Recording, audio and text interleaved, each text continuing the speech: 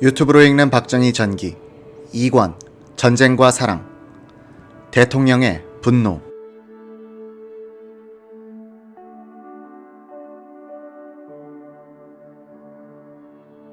이용문이 선우종원에게 한 말. 참모총장도 알고 있고 벤플리트 사령관도 우리 거사 계획을 묵인하고 있다는 내용은 대체로 사실임이 확인되고 있다. 주한미국 대사 무초는 반이승만 계열 정치인들을 상대로 벤플리트 8군 사령관은 한국군 수뇌부를 상대로 해 각각 이승만 낙선, 장면 당선 공작을 추진하고 있었다. 벤플리트는 이종찬 육군 참모총장에게 미국 측의 반이승만 태도를 암시하고 한국군이 이승만에 의해서 정치적으로 이용되는 것을 저지하려고 했다. 이종찬은 군이 정치에 동원되어서는 안 된다는 선으로 입장을 정리하고 있었으나 이용문 작전국장은 한 걸음 더 나아가서 이번 기회를 활용해 이승만을 제거하는 쿠데타 쪽으로 확대시키려고 했다. 박정희 차장은 주도적 역할을 할 입장은 아니었지만 이용문의 충실한 보좌관이었다. 박정희 차장의 직속 부하였던 이근양 편제과장은 이용문, 박정희와 함께 술을 마신 적이 있었다. 취기가 돌자 이, 박 두 사람은 농담처럼 이상한 화제를 꺼내는 것이었다. 이계 대대만 부산으로 보내면 정권을 간단하게 뒤엎을 수 있다는 내용이었다. 이 과장이 군인이 무슨 쿠데타 이야기를 하십니까? 라고 참견을 하니 두 사람은 아니 농담이야 라고 하면서 호탕하게 웃었다. 임시 수도 부산에서는 개헌 문제로 친이승만 시위와 야당의 반대, 미국 측의 음모설로 전국이 긴박하게 돌아가고 있었다. 벤플리트 8군 사령관은 이종찬 총장이 좋아하는 아이스크림을 상자째 들고 자주 육본을 찾아와서 밀담을 나누고 있었다. 유진산 의원 등 야당 측에서도 이 총장에게 자주 사람을 보냈다. 이종찬 총장이 유사시의 임명권자인 이승만의 병력 동원 명령을 따를 것인가, 작전 지휘권자인 벤플리트의 지시를 따를 것인가가 문제였다. 그때 부산에는 전투 병력이 없었다. 원영덕 소장이 지휘하는 소수의 헌병들이 있을 뿐이었다. 이승만은 부산에 계엄령을 내릴 경우 동원할 부대를 수중에 갖고 있질 않으니 답답했다. 어느 날 신태영 국방장관이 전화를 걸어 총장을 찾다가 없으니 이용문 작전국장을 바꿔달라고 했다. 병력을 차출하여 부산으로 보내 원영덕 소장의 지휘를 받게 하라는 전화 지시를 받고 난 이용문은 단호하게 말했다. 제가 작전국장으로 있는 한 절대로 파병은 못합니다. 전쟁 중인데 병력을 빼내 정치적으로 사용하는 것은 이적 행위입니다. 그리고는 전화기를 확 내려놨다. 5월 25일 이승만 정부는 부산, 경남, 전남, 전북 일원에 비상계엄령을 선포하고 계엄사령관의 이종찬 육군참모총장, 영남지구 계엄사령관의 원영덕 육군소장을 임명했다. 부산 근교의 금정산에 공비가 출몰한 것이 계엄 사유였다. 고 서민호 의원은 생전에 이 사건이 김창룡 육군 특무대장에 의해 날조된 것이란 주장을 한 적이 있다. 중죄수들을 불러내 공비로 위장시키고 사살했다는 주장이었다. 이에 대해서 이범석 당시 내무장관은 회고록에서 제야 세력의 한 중진이 미국 대사관에 찾아가서 공비 사건이 조작된 것이라고 일러바쳤는데 나는 지금도 그를 인간으로 대접하지 않고 있다면서 조작설을 부인했다.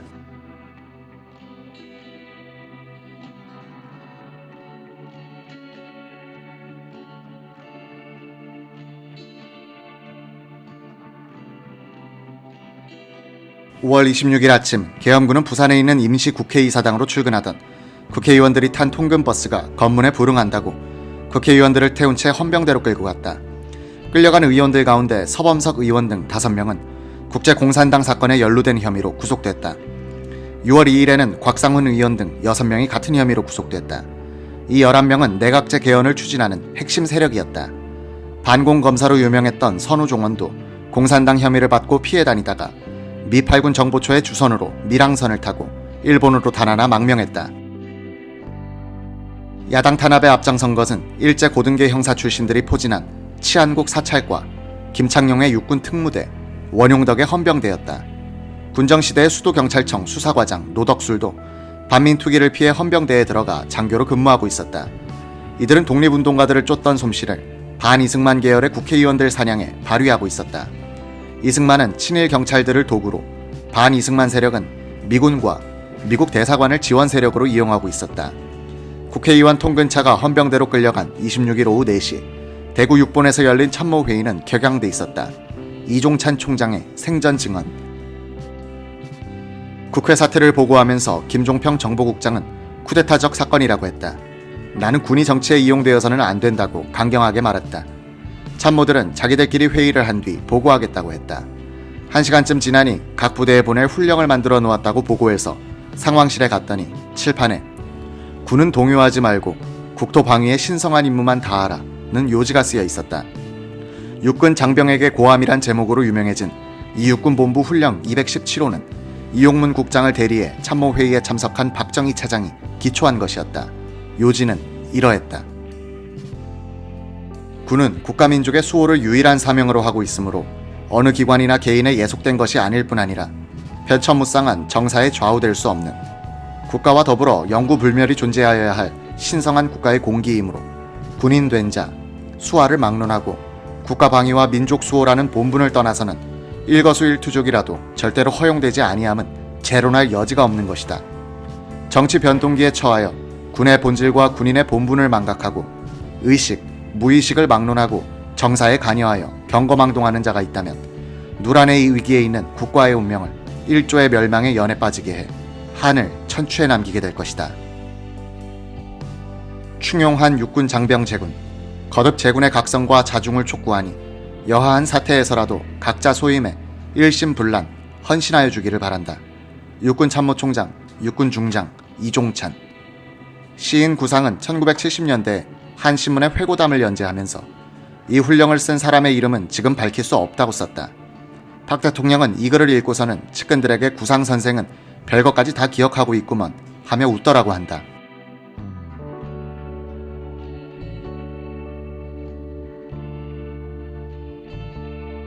육본 작전국 차장 박정희 대령이 기초한 육군 장병에게 고함은 이승만 대통령에 대한 정면 도전이었다. 이종찬 육군 참모총장은 군의 정치적 중립이란 명분을 내세우면서 부산 지역에 계엄군을 파견하라는 대통령의 명령을 거부한 것이다. 부산 지역 계엄사령관 원용덕 소장 휘하에 헌병대 2개 중대 병력에만 의존해야 했던 이승만은 불안했다. 이승만은 이때 경찰과 특무대를 통해서 육본 내의 흥사단 인맥이 장면 정 총리와 결탁하여 반역을 꾀하고 있다는 정보를 받고 있었다. 육본 내의 평안도 인맥이라고 하면 평양 출신인 이용문 국장의 핵심이다. 이용문은 평양고보 후배인 장면 전 총리의 비서실장 선우종원과 접촉해 함께 혁명을 일으키자고 부추긴 적이 있으므로 그 정보는 상당히 정확한 것이었다. 육본의 훈령이 예하부대에 내려간 이튿날 펜플리트 8군 사령관은 부산에 내려와서 라이트너 대리대사와 함께 이승만을 만났다. 라이트너가 미 국무부에 보고한 전문에 따르면 이런 요지의 대화가 진행됐다. 펜플리트. 본관은 계엄령 선포에 대해서 미리 통보를 받지 못해 유감으로 생각합니다. 나는 군대를 동원해서까지 질서를 유지할 단계는 아니라고 생각합니다. 이미 이종찬 육군 참모총장에게 전투부대의 이동은 안 된다고 지시했습니다. 이승만. 나는 부산에서 시위자들이 다치는 사태를 막기 위해서 계엄령을 선포하기로 했소. 선포하기 전에 나는 이종찬 총장에게 전화를 걸어 국방부 장관의 이름으로 계엄령을 선포하고 원용덕 장군을 부산지구 계엄사령관으로 임명하겠다고 통보했고 동의를 받았지. 그런데 불행한 보고를 받고 있어요. 이종찬 총장이 나에 대한 반역을 모의하고 있다는 정보인데 나는 그를 해임할 생각이요. 템플리트. 믿기지 않습니다. 그는 각하와 조국에 충성스러운 군인입니다. 이 총장은 군대가 국내 정치에 관여되어서는 안 된다는 생각을 확집처럼 갖고 있는 인물임을 본관은 잘 알고 있습니다. 이승만. 그는 원용덕 장군에게 이런 지시를 내렸소. 계엄령과 관련해서 아무런 조치도 취하지 말고 오직 그 자신의 명령만 따르라고 말이오. 이종찬 총장을 내일 아침 부산으로 내려오라고 명령했소. 그를 해임할 것이오. 펜플리트. 이 총장의 해명을 들으시면 각하도 이해하실 겁니다. 만약 꼭 그를 해임하시겠다고 결심하셨다면 후임 총장은 최선의 인물을 선택하셨으면 합니다. 이승만. 장군의 생각은 어떠하오? 펜플리트. 백선엽 장군을 추천하고 싶습니다. 국군 3군단은 가장 유능한 지휘관을 놓치게 되겠지만 말씀입니다. 이승만. 장군과 대리대사는 일단의 깡패들이 우리의 적에게 매수돼 국회를 장악한 다음 깡패 출신 대통령을 뽑겠다는 음모를 하고 있다는 것을 알아야 합니다. 이들은 반역자들이요. 나는 내가 대통령이 되기 위해서 이 자들을 체포한다는 비난을 무릅쓰고라도 나라를 구하기 위해서 결단을 내려야 했소. 한국의 장래가 걸려있소. 국회의원들이 아니라 내가 한국과 민주주의의 챔피언이라는 사실을 기억해 두시오.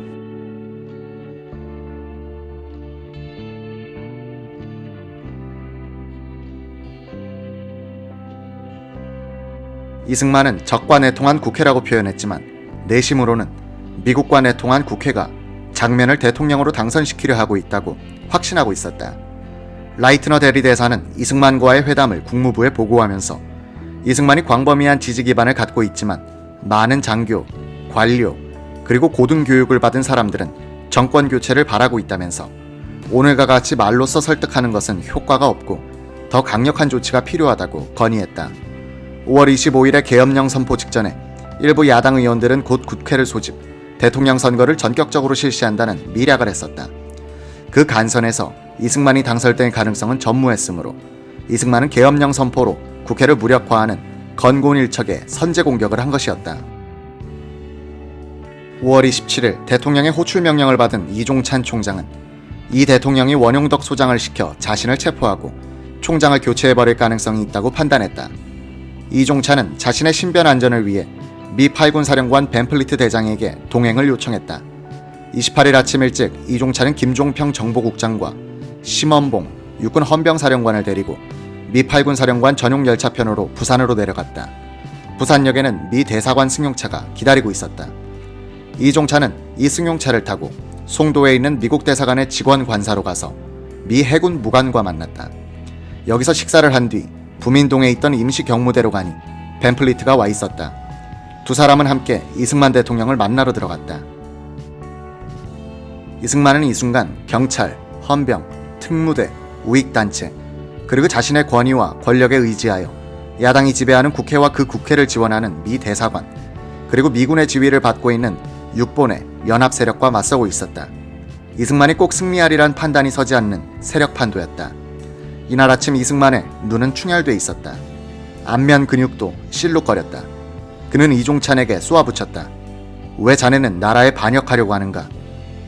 각하, 작전 지휘권을 가진 유엔군 사령관의 동의 없이는 군대를 이동할 수 없다는 것 각하께서도 잘 아시지 않습니까? 자네가 나를 훈계하나? 이종찬 총장은 미리 써간 사표를 냈다. 이승만은 다소 누그러졌다.